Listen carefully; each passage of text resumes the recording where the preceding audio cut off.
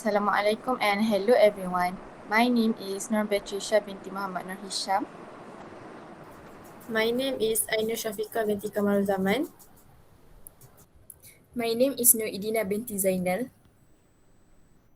And my name is Nur Anisrai binti Zaki. And my name is Aisyah Humaira binti Ahmed Faisal.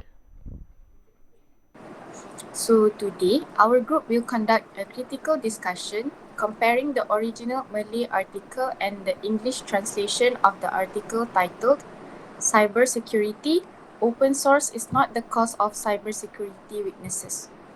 The purpose of this discussion is to analyze how meaning from the original Malay text was transferred into English and whether the translation successfully maintains the original message, tone, and technical accuracy.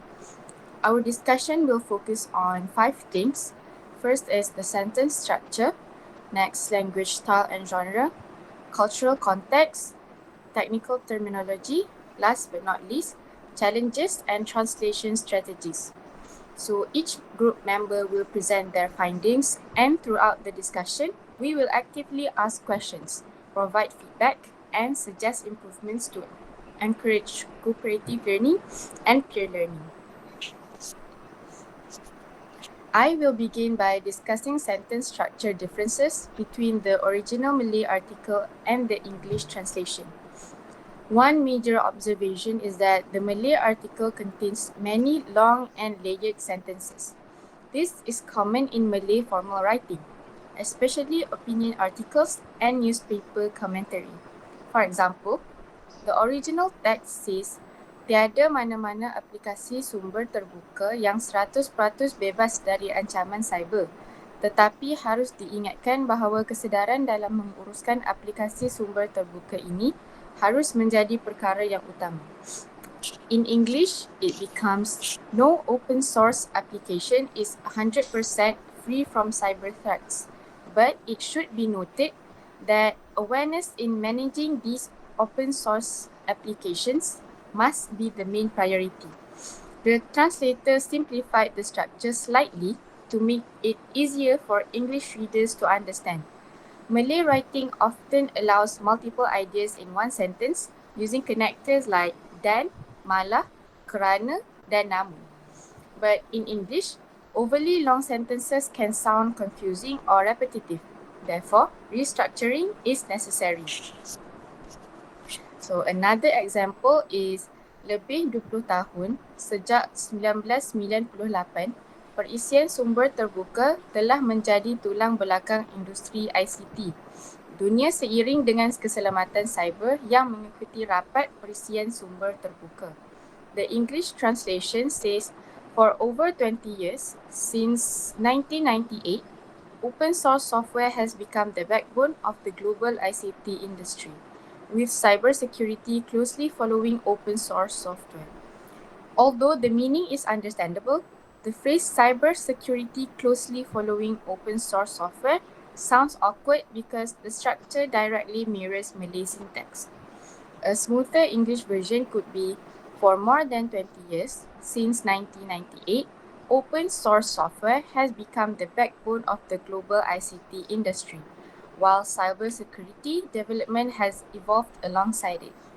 This version sounds more natural in English academic writing. Yes, I also agree with Tisha because some sentences in the translation still sound too literal. English readers usually prefer shorter and more organized sentences, especially in formal articles. Yes, exactly. Malay writing style often combines many ideas into one sentence, but in English, this can make the sentence difficult to follow. I also noticed that especially in the paragraph discussing Google, Facebook and PHP, the ideas are all connected without enough separation. Yes, that paragraph is quite long. For example, after mentioning Google, the translation immediately continues with Facebook and PHP in one flow. Breaking them into separate sentences would improve readability. I also think that punctuation also plays an important role. Some commas in the translation should probably become a full stops. That's true. English relies heavily on punctuation for clarity. Malay readers can still understand long sentences more comfortably, but English readers may lose track of the main idea. As for me, I also found some direct sentence structures from Malay that sound unnatural in English. For example, some are even in the process of repairs. It sounds translated directly from Malay grammar. Yes, because the phrase structure follows Malay sentence agreement too closely. Do you think machine translation influence some part of the text? I think it is possible because some sentences look grammatically correct but still feel unnatural, which often happens with direct translation tools. I agree, the meaning is understandable, but the flow does not sound like natural English writing. And one thing I noticed is repetition.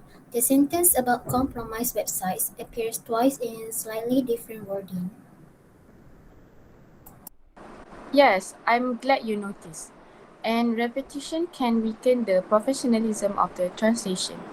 So during editing, repeated ideas should either be combined or removed. And I'm guessing this shows that translation is not only about grammar, but you also need to pay attention to the readability. Exactly, you got it, Aisha. A good translation sound should sound natural to the target audience while maintaining the original meaning. Next, I will continue with the language style and genre. The original Malay article uses a journalist and argumentative style. The writer is not only giving information but also defending the reputation of open source software against criticism. The tone is formal, persuasive and informative. For example, kami dalam industri ICT sama ada individu, swasta dan juga kerajaan sentiasa berusaha. This sentence creates a sense of unity and responsibility. In the English translation, we in the ICT industry, whether individuals, private companies, or the government, are always striving. The meaning is maintained, but the emotional and persuasive tone becomes slightly more formal and less personal. The English version sometimes sounds more technical than the original Malay article. For instance, it is an effort to ensure that no single party controls software through restrictive license. The first restrictive license sounds highly formal and professional. Meanwhile, the original Malay version sounds more community oriented and easier for general readers. Another issue is fluency. Some translated sentences sounds unnatural because the translator follow Malay grammar too closely. For example, some are even in the process of repairs, but in the situation is not available in time due to certain issue. This sentence is grammatically awkward in English. A better translation could be some websites are currently undergoing repairs, but the work could not be completed in time due to certain issue. This sounds more fluent and professional. I agree with Shah that the article used a persuasive journalistic style rather than purely academic writing. Yes, the writer is clearly defending open source software against criticism, so the tone become argumentative and persuasive. I noticed that the English translation sounds more technical and formal compared to the original Malay article. That's true, Anis. The Malay version sounds slightly warmer and more community oriented, while the English version sounds more professional and distant. I'm guessing maybe that happened because English formal writing usually avoids emotional expressions. Yes, Especially in technology related articles, translators often try to sound objective and professional. But then sometimes the translation would become too stiff. Some sentences can lose the natural flow of the original text. I agree. For example, the community's open source software and cybersecurity is a voluntary effort. The sentence sounds awkward and unclear in English. I think a more natural version could be open source software and cybersecurity communities operate through voluntary efforts. Yes, I agree with you, Dina, because that sounds much smoother. I also think that tone consistency is also important. Some part may sound academic while others sound conversational. That's an important point because a translation should maintain one consistent style throughout the article. Do you guys think the translator should prioritize sounding natural in English, even if some original expressions are changed? For me, I think yes, especially for articles intended for international readers, because if the translation is too literal, readers may misunderstand or lose interest. Um, but translators should also need to be careful not to move the writer's original voice or any original context regarding the article too. Exactly, because translation is always about balancing accuracy and readability. Alright, so then I will explain about the cultural context. First is one important cultural element in the article is the phrase gotong royong. And this phrase reflects Malaysian culture, especially cooperation, mutual help, and collective effort. In the translation, it becomes collaborative effort. Although this translation communicates the basic meaning of gotong royong, it does not fully capture the cultural value behind the words.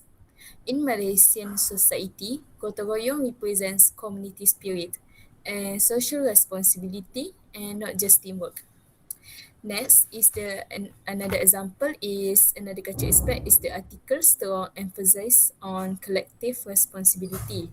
The article repeatedly use words like community, usaha sukarela dan untuk semua. And this reflects collectivist values commonly found in Malaysian society. In English writing, especially Western academic writing, is often more individualistic and direct. Therefore, some emotional and communal aspects become weaker after translation. So then the article also mentions Malaysian government agencies like Mampu and Cyber Security Malaysia.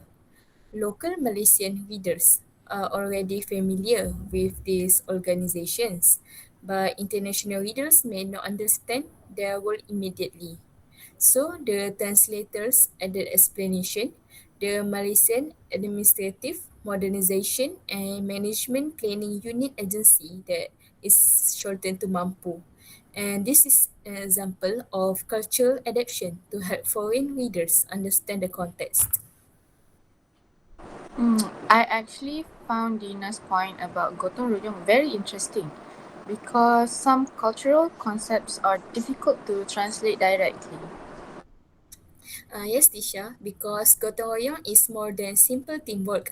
It reflects Malaysian social values like cooperation, unity, and helping one another. I think if international readers only see collaborative effort, they may not fully understand the cultural meaning behind it. That's two needs, the emotional and social value become weaker in translation. So would it be better to keep the original Malay term? I think in some cases, yes, because the translator could write gotong royong and community cooperation. And this will preserve the cultural identity while still helping the international readers to understand. I also think that cultural translation is one of the hardest parts because not every culture has equivalent expression. Yes, and translators must decide whether to adapt the culture or preserve it. And I also noticed the article strongly emphasizes collective responsibility through phrases like kami dalam industri ICT. That's true, Tisha, because that reflects Malaysian collectivist culture. The article repeatedly emphasized community effort rather than individual achievement. So, in English writing, especially Western writing, our texts are more often more individual focused, right? Uh, yes, I miss because as we have mentioned before, in Western writing, it more focused on individual rather than the community itself. So, some emotional tone will naturally change during translation. I think, like you said, explaining Malaysian agencies like Mampu just now was also important because international readers may not recognize them. Yes, Aisha, this is an example of cultural adaptation. With the explanation about the agency Mampu, foreign readers may become confused because they do not know what is Mampu. These discussions really shows that translation also involve intercultural communication, but not just language conversion. Exactly, Shah. Translators also will act as a cultural mediators between the audiences that read this article. So next, we will be moving on to my parts, which I will be discussing technical terminology used in the article. Since this article is related to ICT and cybersecurity, technical accuracy is extremely important. The translation correctly retained many internationally recognized terms such as open source software (OSS), Linux kernel, Android PHP, cybersecurity. These terms are commonly used globally, so translating them literally would eventually confuse the readers. However, there are consistency problems. For example, cybersecurity in Malay have a gap between the cyber and security, and then there is the cybersecurity, which the cybersecurity has closed the gap between the cyber and security, which both used in the translation. Modern English usage usually prefers cybersecurity as one word only. Consistency is important because inconsistent terminology can reduce professionalism. And another is the article also mentioned update, patching, maintenance, and support, which stand for UP and S. This was kept in English because these are technical maintenance terms widely used in ICT industries. However, the abbreviation UPMS may not be immediately clear for international readers. A clearer version would be update, patching, maintenance, and support practice UPMS. These provide more context. Um, I think Anis made a very good point, especially about consistency, because technical translation requires precision. Yes, thank you, Aisha. As in cybersecurity and ICT fields where terminology, they have their own specific meanings. I also noticed that many English technical terms were already used in the Malay article itself. Well, that is actually common in ICT because English dominates the technology industry globally. So keeping terms like Linux kernel and PHP untranslated actually improve clarity. Yes, Shah. Translating them literally could confuse readers or sound unnatural.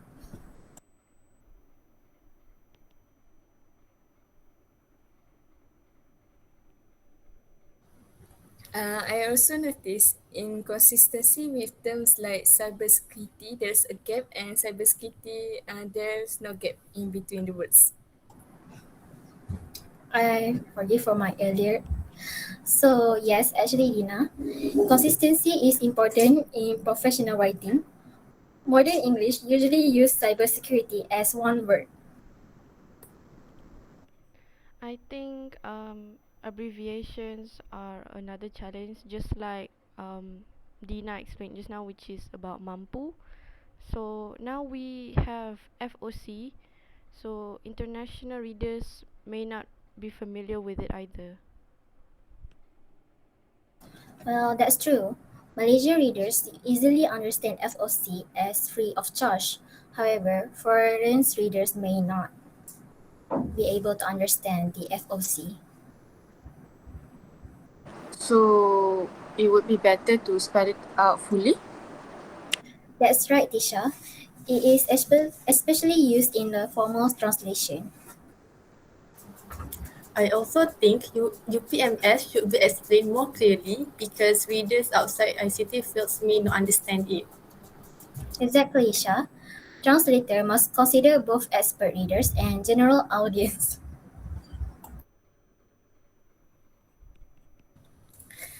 This discussion made me realize that technical translation is not just about vocabulary but also audience understanding.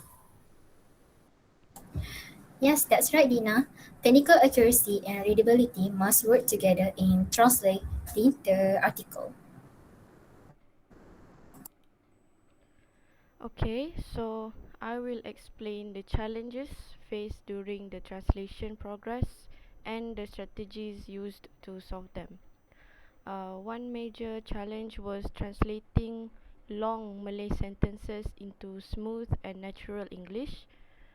This is because Malay writing allows lengthy sentence construction, but English readers prefer clearer and more concise structures. And other than that, another challenge was avoiding overly literal translation.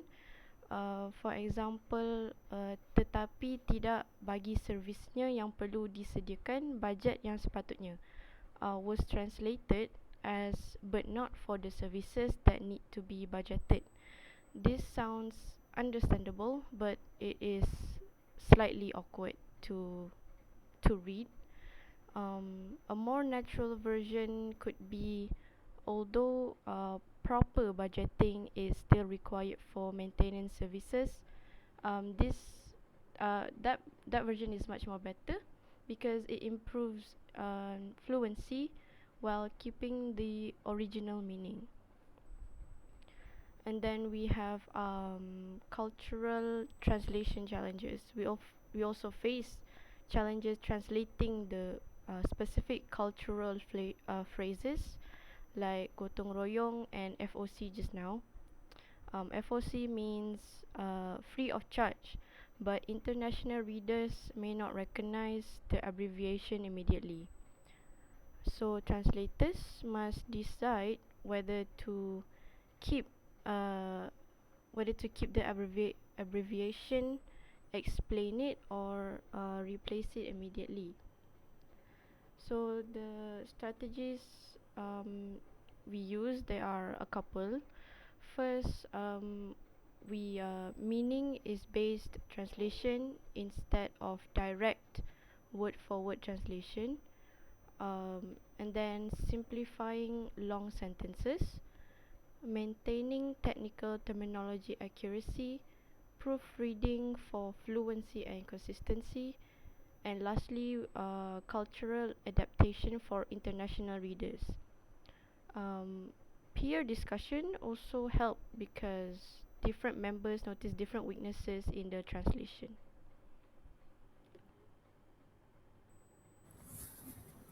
I agree with Aisha that literal translation was one of the biggest challenge that we faced. Yes, because direct translation sometimes keep the meaning but sounds unnatural in English. I also noticed that, especially in sentences translated too closely from Malay grammar. Yes, that is right. That is why we need to restructure the sentence when necessary.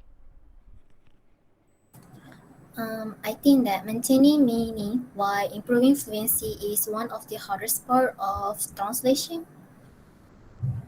Uh, yes, because if we focus too much on fluency, we might accidentally change the original meaning of the text. But if we follow the original structure too closely, the translation would sound robotic.